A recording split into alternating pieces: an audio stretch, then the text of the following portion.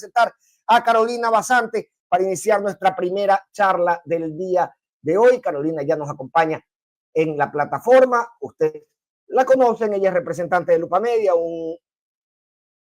una organización que se encarga de la verificación de data y de información que muchas veces circula tanto en boca de los políticos como en la información que nos proveen los gobiernos. Tratamos de la escena general, en general de la opinión pública, tratamos de apoyarnos mucho nosotros en este medio, en el trabajo de Carolina y de Lupa Media, para poder tener la certeza de que les llevamos a ustedes algo que se acerca de la mejor forma posible a la verdad.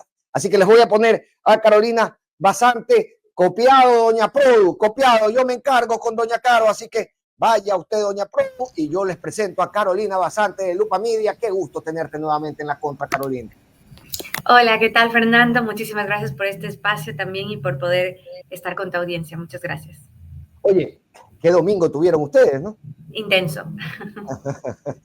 Oye, me preguntaba, ¿no? Mientras se anunciaba el fact-checking en tiempo real, yo de alguna manera esperé, Caro, que en algún punto entre las intervenciones o al finalizar cada grupo pudiera hacerse algún ejercicio de fact-checking desde la boca de los mismos moderadores. Eso nunca se trató, eso nunca se intentó. ¿Y por qué? Mira, de lo que yo tengo conocimiento, porque con nosotros hubo un contacto por parte del CNE en algún punto, hubo una intención desde la iniciativa, me parece, de la consejera Nájera, de que se incorpore fact-checking en el debate presidencial, pero esto no fue acogido por la mayoría del Pleno, entiendo. De todas formas, ella incluso lo hizo público, ¿no? Lo publicó en sus redes sociales hace unos meses, y ahí fue cuando nosotros desde siempre tuvimos planificado que íbamos a hacer verificación en directo. Entonces, personalmente yo creo que mientras más independiente se pueda hacer este ejercicio, mucho mejor, ¿no? Entonces, bueno, esto lo hemos estado haciendo nosotros y evidentemente será interesante que se pueda hacer desde el ámbito oficial, pero como te digo, yo creo que mientras más independiente es mucho mejor. ¿Cómo se establecen los códigos bajo los que vas a funcionar? Claro, en un país donde, ya lo hemos hablado contigo, ¿no? Es un país deficitario en cuanto a cifras, tanto oficiales como de organismos que las levanten en función de lo que se deba revisar, digamos, en boca de los políticos. Claro, o sea, a ver, para el ejercicio de verificación es uno de los grandes desafíos desde el acceso a la información pública, porque nosotros basamos nuestra información nuestras verificaciones en información oficial, ¿no? Entonces, claro, al haber limitantes en este acceso, para nosotros prepararnos para un ejercicio como este, fueron meses, ¿no? De preparación, de navegar por datos abiertos para encontrar información, de hacer pedidos periódicos de información a diferentes entidades para poder tener actualizados, ¿no? Si hablamos de cifras de muerte, de homicidios intencionales, de extorsiones, de secuestros, etcétera. Entonces, es una preparación que se hace y tratamos de hacerlo lo mejor que podemos con los recursos que tenemos. Evidentemente, no podemos verificar todo lo que quisiéramos porque hay una limitación, no podemos meternos a especular o a ser imprecisos, siendo nosotros los que apelamos a la precisión, ¿verdad? Entonces, todo lo que hemos publicado es con la información que hemos tenido disponible, y lo que resta, que creo que en realidad hasta ahora hemos podido despachar 36 verificaciones, 26 fueron hechas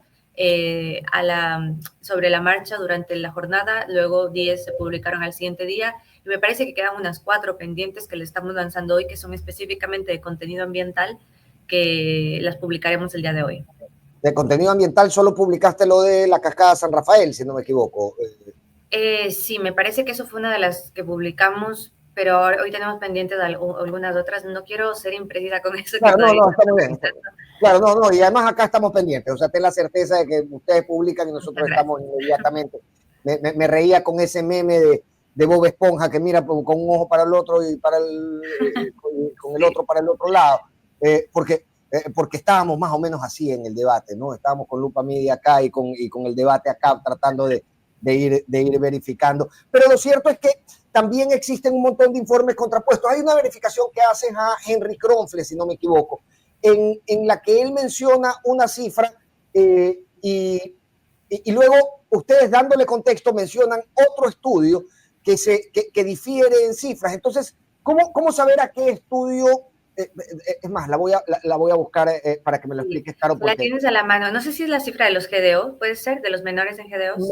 me parece que podría ser esa, una que es, ustedes la verifican con una con un informe de, no sé si es, eh, La tienes a... Mira, sí, porque un informe de una organización de las GIAs, de la GIA, de las exactamente. guías. Sí, mira, bueno, en este caso nosotros esta la calificamos como no verificable porque él menciona que son 6 de cada 10, puede ser 6 de cada 10 integrantes de los GDO son menores de 19 años. Y ese dato se basa en un informe de las GIAS.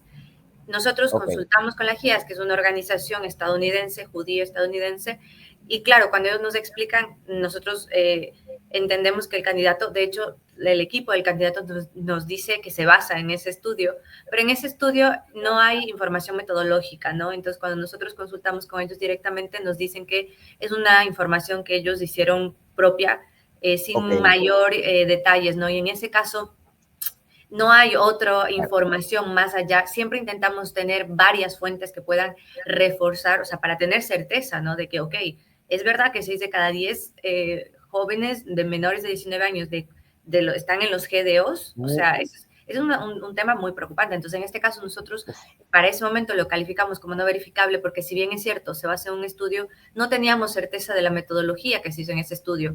Y para la GIAS tomó datos de UNICEF y del Observatorio el Observatorio de Seguridad de Ecuador, me parece que es el dato. Y claro, UNICEF también nos dice, mira, nosotros no dimos nada de información respecto a los jóvenes en GDOs, sino del impacto de la crisis de seguridad en los jóvenes en el Ecuador. Entonces, claro, hubo varias consultas que se hicieron y en este caso, aunque hay un dato que se respalda en un informe, este informe nosotros no tenemos certezas y por eso tampoco lo calificamos ni como verdadero, o sea, cierto, ni como falso, ¿no? Lo calificamos ese como no verificable.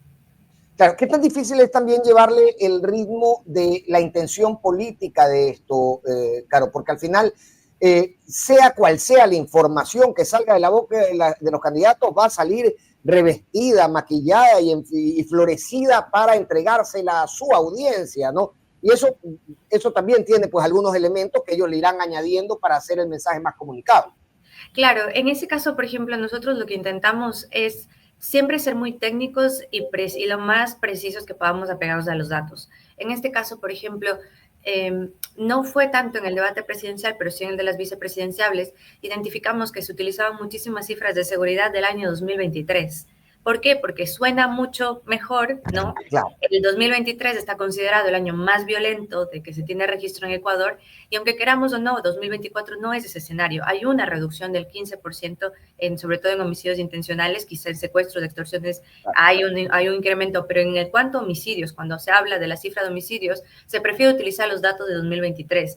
Y esto sí genera un poco de suspicacia porque estamos hablando de gente que se muestra para ser quienes tomen las decisiones y generen políticas públicas y la idea es que ellos tengan claro cuál es la situación real del país. Y la situación real del país entendemos que no son los 8,000 y pico muertos de 2023, sino los 6,000 y pico que con el que cerró 6,000, casi 7,000, 6,964 de lo que cerró 2024, ¿no? Entonces, ahí entendemos que evidentemente hay un tinte político y en ese caso, pues, bueno, nosotros no estamos para verificar intencionalidades, sino lo que intentamos es Claro, que sea no, obvio. precisión, ¿no?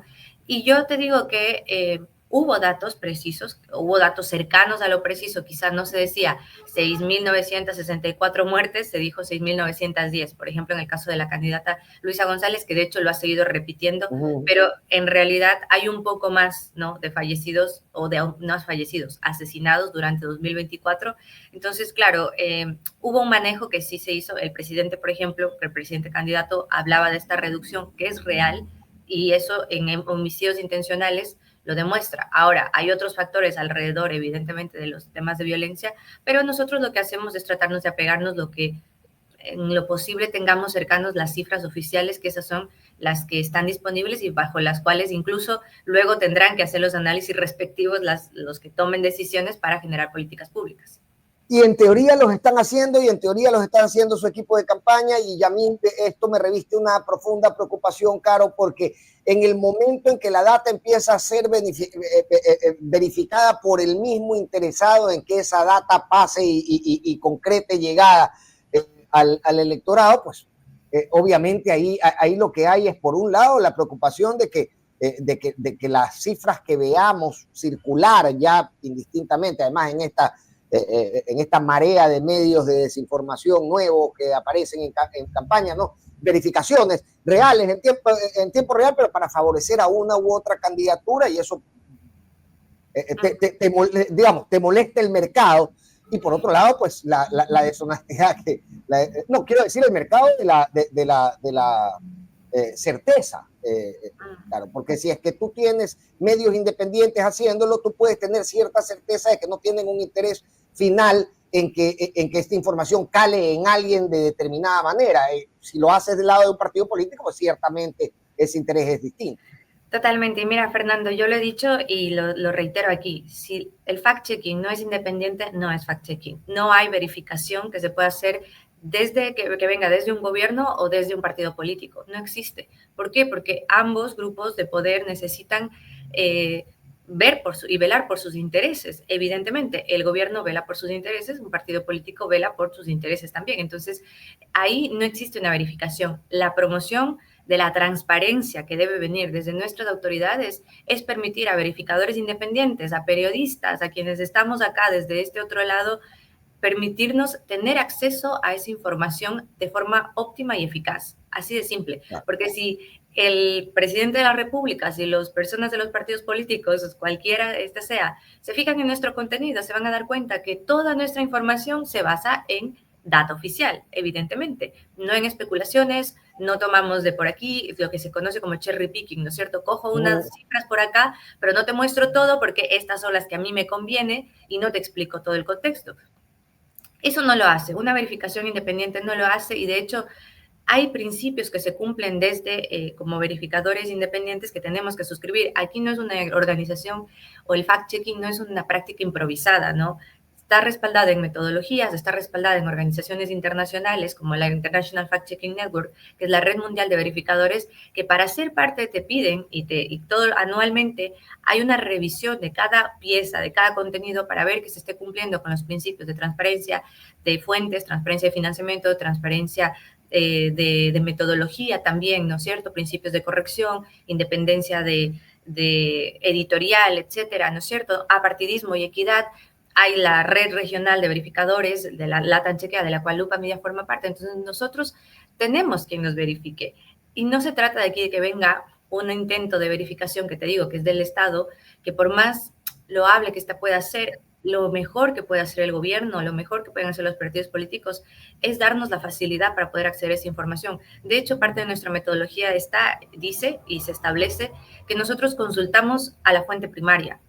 Levantamos el teléfono a decir al equipo de fulanito de tal. ¿De dónde sacó este dato? ¿De dónde sacó este dato? Y muchas veces nos lo dicen, y de hecho por eso sabemos sus imprecisiones, y luego regresamos y, oiga, mire, le voy a sacar esta verificación.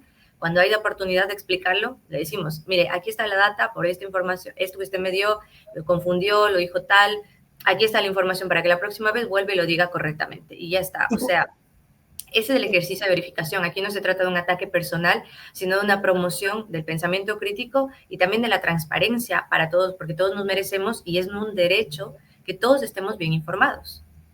Ahora, y en ese ejercicio de verificación, ese contacto permanente que hay con los grupos de campaña, digamos, con los grupos asesores de campaña para verificar lo dicho, al menos, y qué sé yo, ¿no? Hasta por chismecito y curiosidad, ¿les han preguntado cómo hacen ellos la verificación?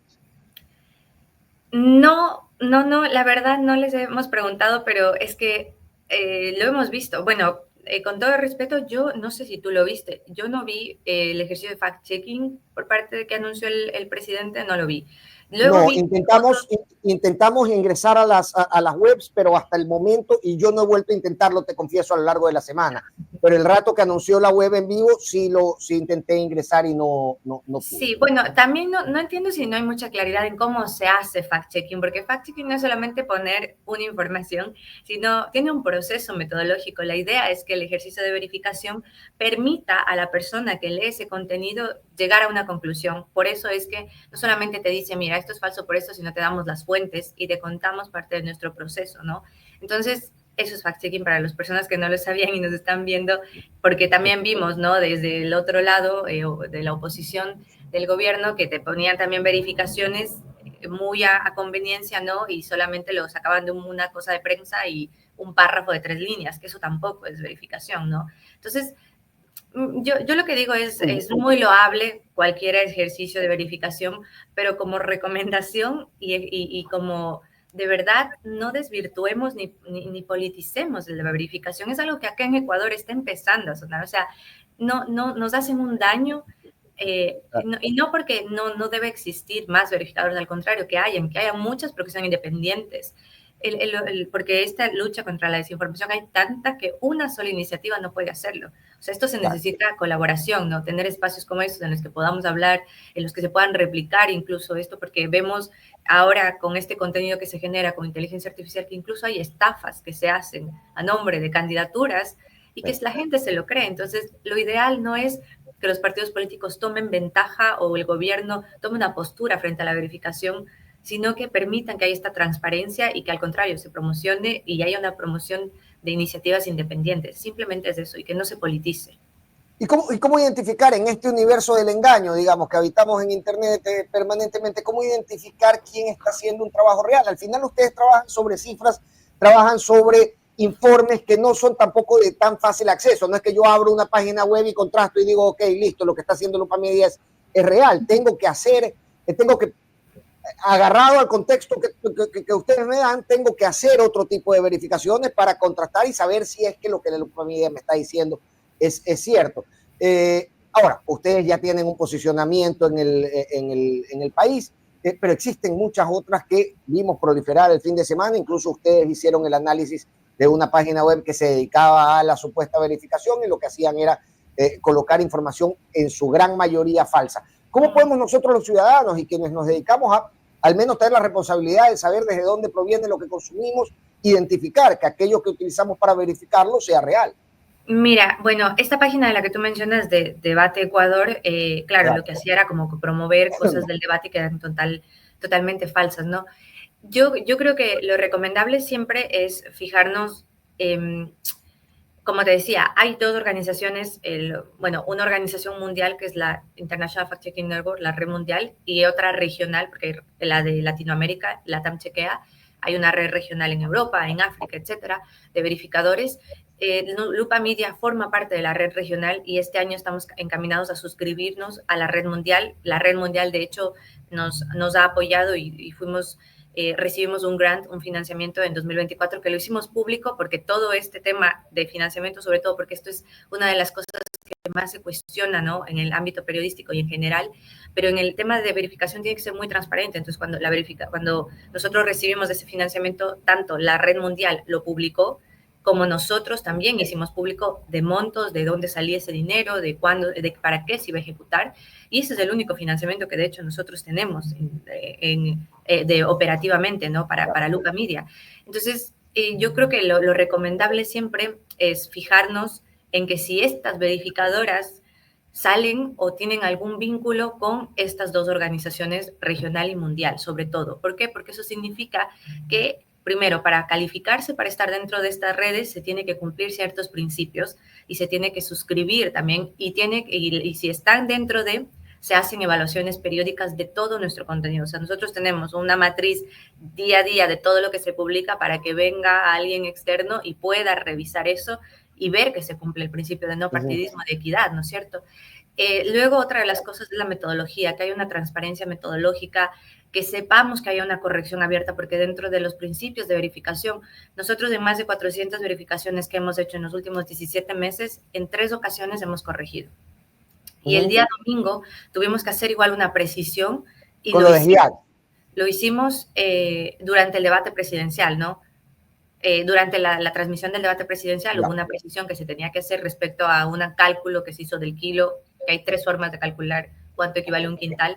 Entonces eso se hizo también.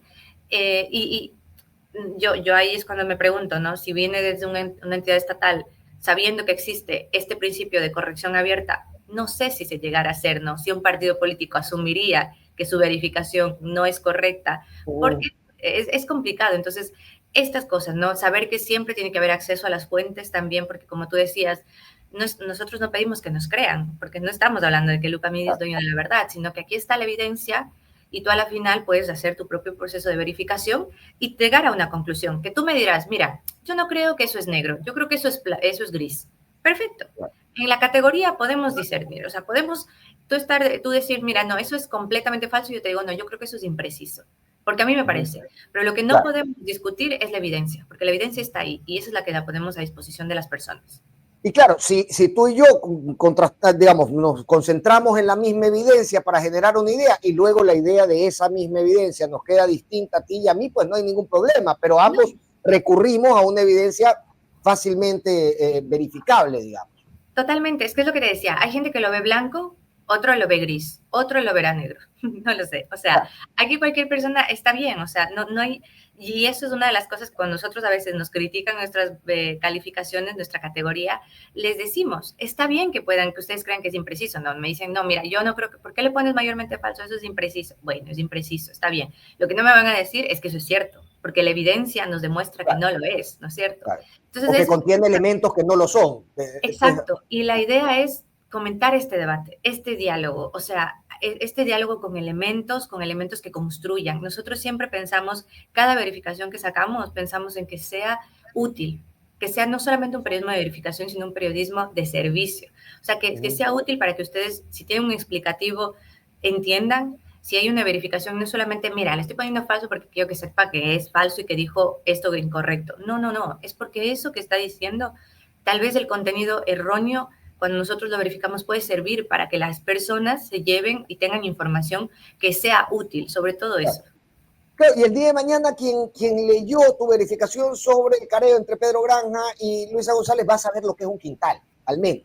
Eso es, quiero decir, es información que ya te llevas contigo, que se queda agarrada contigo. Sí, y mira que muchas veces nosotros hemos visto, y en este proceso, en esta campaña electoral, ha habido 2 candidatos que públicamente han corregido. Uno de ellos fue Henry Cucalón, la otra fue Blanca Sacancela. Y nosotros también eso resaltamos, ¿no? Porque este no es un ataque a la persona, ¿no? Para el contrario, resaltamos porque luego son ellos, como autoridades, como figuras políticas, como líderes de opinión también, que cuando salen, hablan y lo dicen bien y ganan réditos, ¿no? Y nosotros como sociedad ganamos porque recibimos buena información y les exigimos también a nuestros políticos a que sean más precisos, a que no nos metan gato por liebre, sino que sea lo que nos estén diciendo es lo que es. Y eso es, o sea, para mí eso es una de las cosas más valiosas, ver cómo los mismos simpatizantes de X candidato o X político les piden que rindan cuentas, les piden precisión basados en evidencia verificada. Yo eso te lo agradezco mucho a ti, a tu equipo de trabajo y a la gente que trabaja en este tipo de cosas, porque realmente están llamando a sentarse a la verdad a la mesa. Y estamos ya discutiendo sobre, como un punto importante en el análisis, sobre quién dijo verdades, quién se alejó de ellas, o a quién manipuló el contexto para que pasarte una mentira como una verdad. Y del contexto quería hablarte, querida Caro, porque me preguntaba anoche cuando preparaba esto, ¿dónde uno marca la frontera del contexto? En un país donde hay un abordaje de información a veces irresponsable, donde los temas se entrelazan, donde las relaciones incluso entre los personajes terminan por ser complicadas, donde uno termina de marcar contexto para decir, ok, listo, hasta aquí voy a ponerla cerca y desde aquí voy a concentrar la idea, porque si no se nos hace eterno. Mira, lo que nosotros hacemos como ejercicio dentro de nuestro proceso de verificación, de hecho estamos justamente acá en Guayaquil dando un taller, y ayer hablábamos con los chicos sobre cómo verificar, ¿no es cierto? Entonces les decíamos, nosotros agarramos la frase verificable, que delimitamos que tiene elementos que puedan ser verificados con datos y cifras que me den un rango de tiempo comparativo, etcétera. Entonces, tiene algunos elementos, ¿no es cierto? Tomo textualmente cada palabra que dice ese personaje, porque así podemos hacer esa verificación. No asumimos, no sumamos palabras, no restamos palabras, no asumimos que se refería a tal o cual cosa, sino que literalmente es lo que nos dicen. Entonces, así es como se trabaja el proceso de verificación, e incluso dentro del proceso de verificación ahora nosotros les ponemos, hemos hecho un formato tipo preguntas para explicarnos de por qué decimos que esto es falso, qué estamos verificando, Sí. qué dice la evidencia, cuál es el contexto importante alrededor de eso que nos permite. Y cuando hablamos de eso, es literalmente tomar cada cosa para que sea mucho más digerible también para las personas. Y como te digo, es desde el margen de nunca asumir nada ni especular tampoco. Nosotros no estamos para especular, no estamos para decir que tal vez lo hizo esto, que tal, eso yo rescato, y existe el periodismo de opinión responsable, existe, yo lo rescato mucho, pero en nuestro caso, que hacemos periodismo de verificación, no especulamos nada. Si no tenemos evidencias y pruebas factuales que podamos mostrar con nuestra audiencia, nosotros no salimos a hablar al respecto. Claro, claro, claro. Pero me refería al contexto, es un poco en ese sentido, claro, ¿no? Es decir, si yo voy a darle contexto a algo, en algún momento tengo que dejar de darle contexto, en algún momento tengo que terminar de concretar la idea para darle en la cabeza del clavo. Y se hace difícil en un país donde las informaciones se entrecruzan con distintas intenciones. Creo que tal vez en el ejercicio de verificación eso se delimita al hecho de que cuando nosotros explicamos de que, por qué, o sea, siempre tenemos que explicar la categoría, ¿no? O sea, si te digo que esto es cierto, te explico por qué es cierto y ya está. Si te digo que esto es falso o esto es mayormente es falso, te explico por qué es esto, con la evidencia que nosotros tenemos. Entonces, en eso tratamos de ser muy puntuales, sabiendo que, por ejemplo, nuestra audiencia, tratamos de incluso siempre escuchar y entender nuestra audiencia, y les damos un contenido en pastillas, pero esas pastillitas, aunque sean dosis, no dejan nada relevante de lado, ¿no? O sea, tiene todo lo importante, todos los elementos. Y si hablamos de data muy grande, utilizamos, no sé, utilizamos visualizaciones, ¿no? Que puedan entenderse mejor. Pero te digo, delimitamos siempre al aspecto de poder justificar por qué estamos dando una categoría a X contenido o X afirmación. Oye, Caro, hay algo que sí me pregunto y es cómo priorizan la información que van a contrastar. Porque luego si vas a salir primero con una información diciendo que lo que dijo Daniel Noboa es falso, te van a salir todos los de Daniel Noboa a decirte, así es, solamente verifica la... Y luego si lo hace con la señora González, entonces van a salirte los de Revolución Ciudadana a decir, solamente verifica a la señora González y solamente... Entonces, hay un criterio que ustedes tienen que manejar también. Puede ser de la relevancia de la información, etcétera, etcétera, pero hay un criterio que ustedes tienen que manejar también para seleccionar y darle balance a la información que ustedes están proponiendo ante su audiencia. Sí, mira, nosotros aplicamos algo que se llama silencio estratégico. O Okay. sea, no verificamos toda la desinformación que existe o que nos llega a nosotros, porque hay nosotros tenemos una plataforma de verificación a la carta en la cual recibimos pedidos de verificación, la gente nos taguea en redes sociales todo el tiempo, y hay algo que nosotros aplicamos en cuanto al tema de silencio estratégico, pero fíjate que esto se llama silencio estratégico porque esto lo aprendí no hace mucho, pero en realidad nosotros lo veníamos aplicando por necesidad. Al no tener tantas manos para poder hacer todo el Claro. contenido y verificar, evidentemente teníamos que escoger, pero Y luego, luego, uy, así se ha llamado esto que estoy haciendo. así se llama, luego hablando con colegas de Brasil, de Argentina, que tienen unas monstruos de verificadoras inmensas. Claro, hablábamos del silencio estratégico y nos reíamos porque yo les decía, nosotros en Lupa lo aplicamos, pero por necesidad. Entonces ahora ya lo decimos muy bonito, aplicamos Nunca, un silencio estratégico. Y nunca esto, tan estratégico que la necesidad, además, pues no. justamente, justamente. Entonces, mira que esto implica un criterio de que, por ejemplo, cuando hablamos de un contenido viral, no verificamos algo que no haya sido, no sea viral y que nosotros hayamos visto en más de dos plataformas. O sea, si nosotros no sé, identificamos un contenido, pero que solo lo vemos en X, o que solo nos llegó por WhatsApp y no está reenviado muchas veces, o no está en Facebook, o no está en TikTok, si no lo vemos en más de dos plataformas, no lo verificamos. Porque, no lo verificamos públicamente, pero cuando nos llegan pedidos, le respondemos sí, porque esto puede ser contraproducente y se puede estar distribuyendo desinformación en lugar de contrarrestarla con una verificación, ¿no? Aquí puede haber un efecto contrario, porque tal vez nadie lo vio y de repente nosotros lo ponemos sobre la mesa y eso es peor. Y en cuanto al tema de criterios para afirmaciones, evidentemente hay una prioridad de quienes son nuestras autoridades electas, en este caso, presidente de la República y su gabinete. Dentro del gabinete también existe una prioridad, ¿no es cierto? No es lo mismo el ministro, la ministra o el ministro de Gobierno, ministra del Interior, que el ministro de Inclusión Social.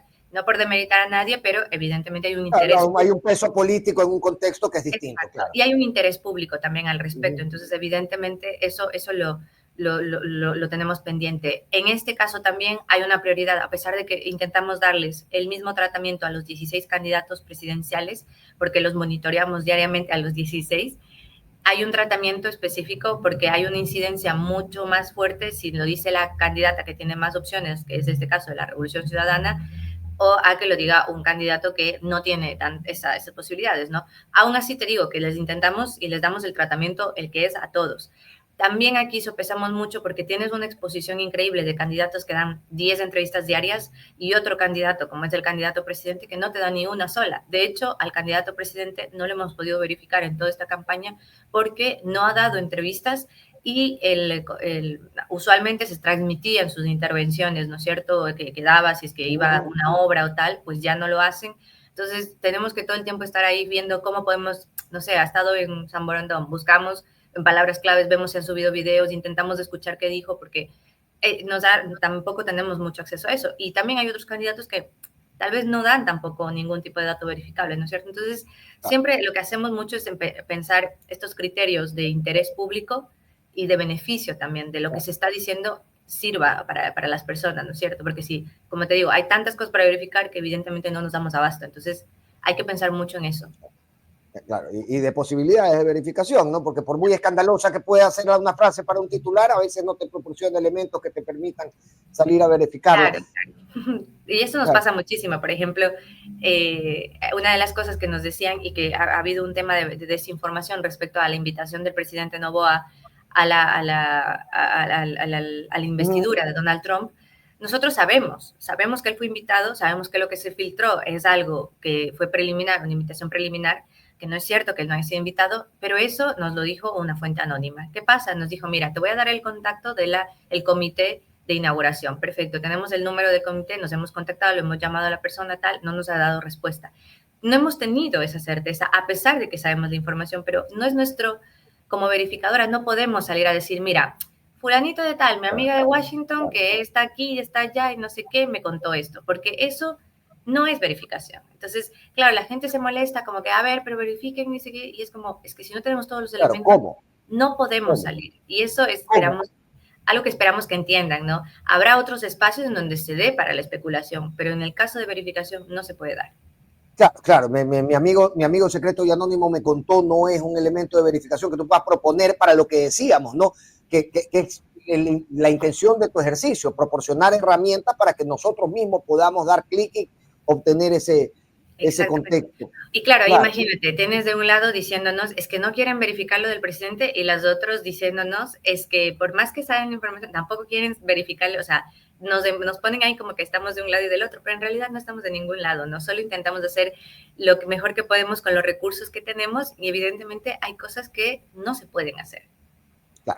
Claro. Oye, Caro, existe una proliferación en estos tiempos de elecciones y tal, y de disputa política, de contenido promocionado que muchas veces contiene información relativa a uno u otro candidato o achacando a uno u otro candidato.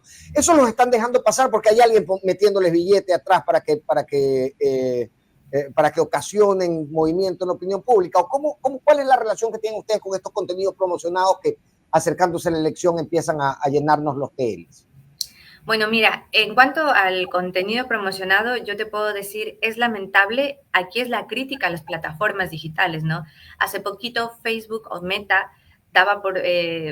anunciaba que eliminaba su programa de verificación independiente, lo cual es sumamente, es un retroceso para mí, ¿no? Porque como ves, por este mismo contenido patrocinado existe muchísima desinformación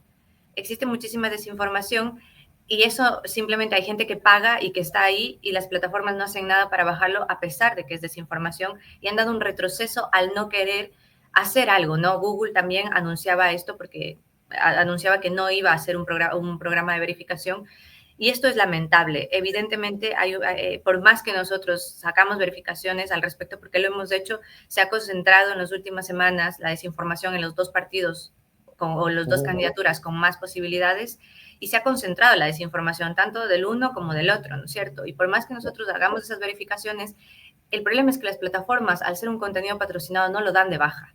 Entonces ahí lo ideal es que como al menos le llegue a alguien el mensaje, como a los ciudadanos les llegue eso y que sepan que se trata de una mentira, ¿no?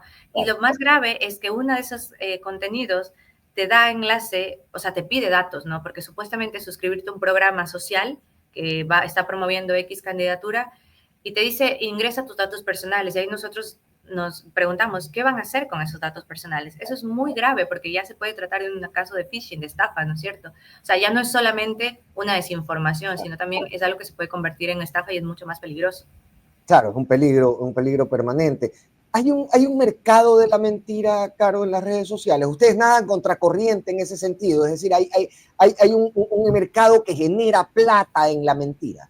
Totalmente, y por eso la desinformación es tan complicado contrarrestarla porque mueve mucho dinero, ¿no? No solamente genera réditos políticos que luego se convierten en réditos económicos, sino también como negocio. Es un negocio redondo. Esas granjas de troll centers no funcionan solas, ¿no? No se automatizan incluso ahora que existe inteligencia artificial para hacerlo, pero es un negocio redondo y que las plataformas lamentablemente eh, igual les implica, imagínate que pauten miles de dólares, también genera dinero, ¿no es cierto? Claro. Entonces, evidentemente, como negocio, esto ya es algo más global, en el que incluso es un desafío que tenemos todos como verificadoras, tanto se han pronunciado mundialmente, regionalmente lo hemos hecho, porque es un desafío que hay en el hecho de que no se quiera tomar cartas en el asunto con la distribución y la diseminación de desinformación que existe en las redes sociales simplemente porque es un negocio lucrativo también para las plataformas y también para los que generan, ¿no es cierto? Y en este caso, para los que quieren promoverlo, evidentemente generan y implantan narrativas. En esta época, en la posverdad, en donde por más que te muestren los hechos y la evidencia, no significa nada porque han plantado una narrativa y eso es lo que le da valor, ¿no es cierto? Y esto es lo que se promueve a través de también las posturas políticas. Por eso nosotros lo que pedimos es precisión y responsabilidad. Claro, claro, claro. Y no convertir también el wishful thinking que dicen los gringos en verdad, ¿no? Porque al final pasa mucho de eso. Te has encontrado con eso cuando has publicado, por ejemplo, este domingo, distintos dichos, distintas aseveraciones en los distintos candidatos y luego te llega la gente a decir, oye, eso no es así porque yo creo que este candidato tal, es decir, ya obviando lo verificado y tratando de distraer la conversación hacia otro ángulo que es este, ¿no? El del wishful thinking, el de querer que sea real, Sí, eso a trancas y barrancas, eso que yo quiero creer. Eso nos pasa todo el tiempo, definitivamente. O sea, todo el tiempo presentamos evidencia de, mira, aquí está esto, por esto decimos que es falso o tal, y te dicen, no, o sea, recuerdo uno, no es de este momento particular, pero no sé si tú te acuerdas de este video de que se le hizo esta desinformación a Arturo Félix Wong, que supuestamente él responsabilizaba a la gente por no tener aire acondicionado, me parece que era, ¿no? Algo así. Y claro, demostrábamos que eso fue un montaje que se clonó su voz y había comentarios de, bueno, esto seguro no lo dijo, pero sí lo pensó. O sea, verifique si lo pensó. exactamente, es como, pero te estamos demostrando que esto es falso y igual a la gente, ahí es cuando hablamos de la posverdad, ni siquiera le importa la evidencia, porque están por encima sus creencias, sus emociones, entonces ahí es porque es tan importante, ¿no? Todos esos sesgos que tenemos y por eso es tan relevante que incluso sabemos que en la estrategia política hay este lado B, ¿no es cierto?, en el que se construyen narrativas, en el que se sabe cómo se manejan las emociones, pero estamos en un momento en el que quizás eso también tenga que cambiar, ¿no? También tenga que hacerse política desde otro ámbito porque manejar eso, sembrar una idea, es muy irresponsable ahora porque no tienes, o sea, el impacto que tiene y que se genera, nosotros sabemos, es muy peligroso por este mismo tema de las redes sociales, de la desinformación, de la posverdad, de lo que, o sea, todos estos elementos y fenómenos que existen ahora es muy peligroso y creo que quienes construyen estas campañas políticas, construyen incluso desde el periodismo también. Debemos hacer una deconstrucción de nuestra profesión. Ya no es lo mismo lanzar una primicia, ¿no es cierto? Si es que no tengo todos los elementos, porque es que si no era, solo especulo que podría ser, ¿no es cierto? Y ya no es la manera de hacer periodismo tampoco. Entonces, creo que por ahí todos como sociedad tenemos que empezar a hacer las cosas distintas porque tenemos que darnos cuenta de que es un momento diferente y que esto va a cambiar. La aceleración de la inteligencia artificial lo estamos viendo. A mí me sorprende en la campaña y yo creo que vamos a hacer un caso de estudio porque el año pasado 2024, cuando había mucha expectativa del rol de la inteligencia artificial en los diferentes procesos electorales que se iban a desarrollar, ¿no es cierto? Era el año en el que hubo la mayor cantidad de personas llamadas a las urnas en 2024 en todo el mundo, pero la inteligencia artificial no jugó un papel protagónico. Ahora en Ecuador, enero de 2025, a mí me está sorprendiendo la cantidad de piezas desinformativas que se están llevando con la inteligencia artificial y el problema no es que haga, que se crea que esto es mentira, sino que lleve a ser tan, eh, la inteligencia artificial nos lleve a dudar de la verdad. Ese es el principal riesgo. Y por eso tenemos que ser mucho y ese más es el responsables. propósito, y ese es el propósito también de este mercado de la mentira que mencionábamos. Es decir, volver deforme el concepto de verdad para que cualquier cosa pueda pasar por certera. Mira, yo no podría hablar de cuáles son los propósitos detrás, pero existen, ¿no? Existen porque sabemos que la desinformación no es al azar.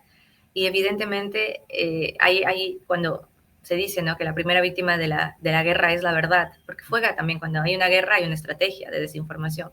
Cuando estamos en política también hay una estrategia de desinformación que tendrá muchos objetivos, pero que tiene objetivos. Ahora, lo que sí es cierto es que esta exposición que tenemos a estas nuevas tecnologías pueden poner en riesgo que nosotros distorsionemos lo que es la realidad y que dudemos de lo real. Entonces no se trata de creer la mentira, sino que dudemos de lo que es real. Y ese es el riesgo que yo creo que es uno de los mayores y que tenemos que tener cuidado. O sea, a toda esta gente que dice, no sé, se le parece súper ingenioso crear estas cosas con inteligencia artificial.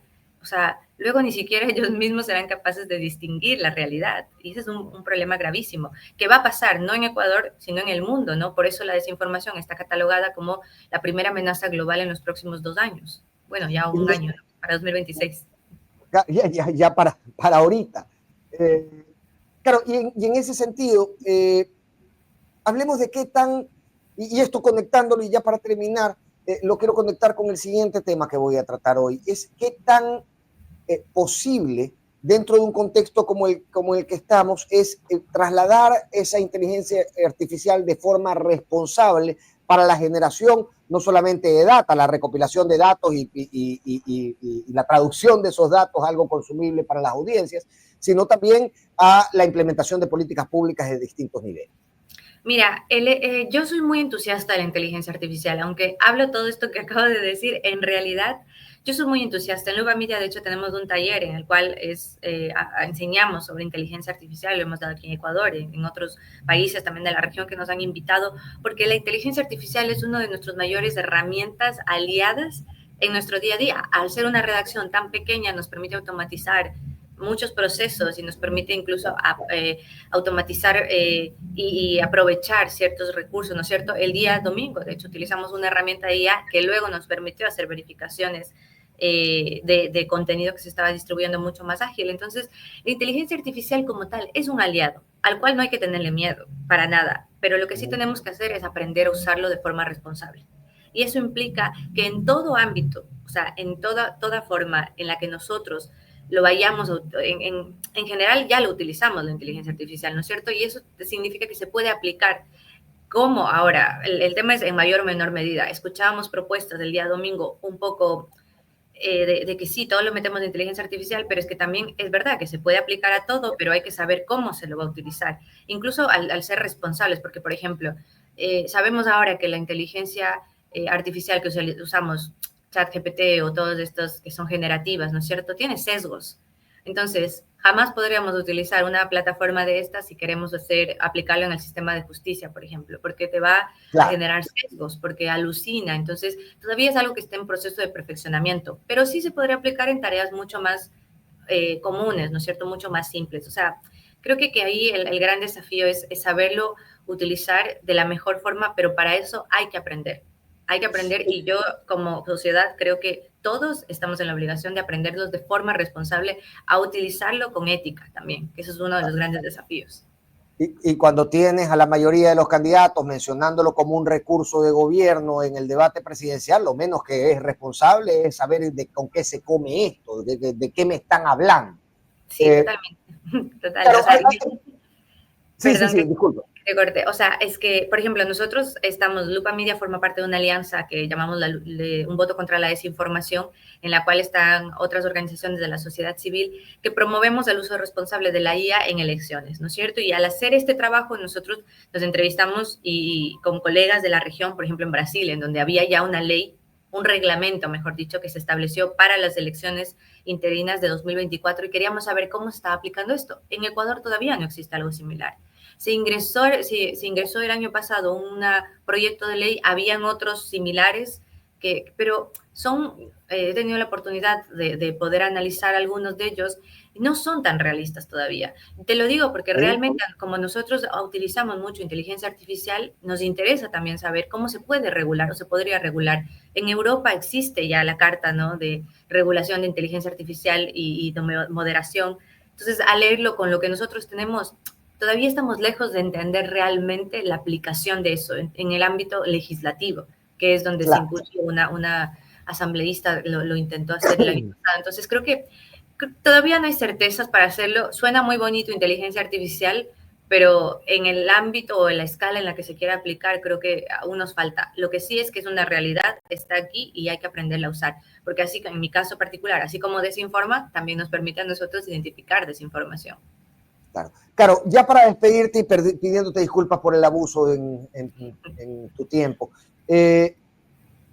me despertaba curiosidad sobre un peligro que vino aquí Alfredo Velasco hace unas semanas y conversábamos, y él me decía, mira, existe tanta desinformación, tanta fake news, tanto contenido que además se patrocina y se replica por cuentas falsas, que a veces cuando la inteligencia artificial quiere recoger impresiones o informaciones de las redes sociales, termina por recoger aquella información de estas cuentas que no han sido verificadas aún como falsas o etcétera. Y eso supone un grave peligro también para las salas de redacción, porque indistintamente de que el propósito sea honesto y legítimo de levantar información mediante inteligencia artificial, el origen de esa información o la forma en que la recoge el propio algoritmo de la inteligencia lo desconocemos.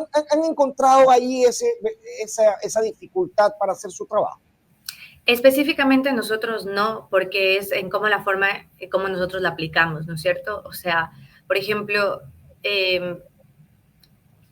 no, te digo eso porque, por ejemplo, una de las herramientas que nosotros utilizamos, el Checkabot, que nos ayuda a medir ciertas tendencias, nosotros suministramos de dónde queremos que nos entregue esa información y sabemos cómo la vamos a catalogar. Entonces, evidentemente, tenemos identificados ciertos perfiles que son de potencial desinformación y le pedimos que monitoree específicamente con ese fin. No le pedimos que monitoree al revés, ¿no? De que sea la inteligencia la que tome la decisión de dónde saca la información, sino al revés. O sea, te digo, es un poco entender la forma en cómo también se la maneja, porque identificamos y tenemos conciencia de los sesgos que puede tener, de las alucinaciones que puede hacer. Entonces, por ejemplo, si hacemos una revisión de estilo, hemos diseñado un prompt o un comando que específicamente tiene las pautas necesarias en el que nosotros determinamos cómo queremos que se aplique.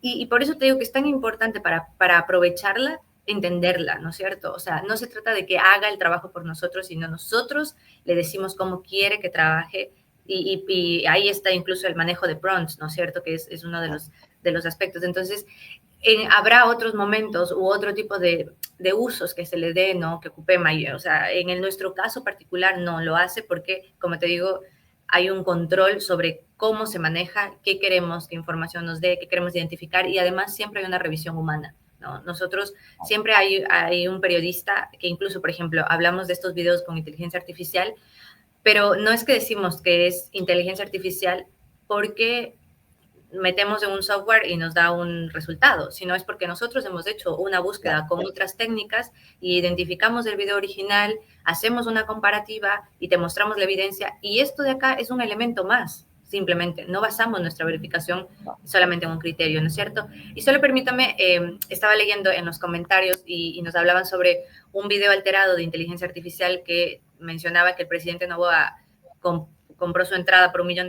Eso lo estamos verificando y ya lo publicaremos en las próximas horas. De hecho, eso es algo que también nos llegó a nuestro pedido de WhatsApp y les hemos dado una respuesta corta de que es evidentemente una desinformación.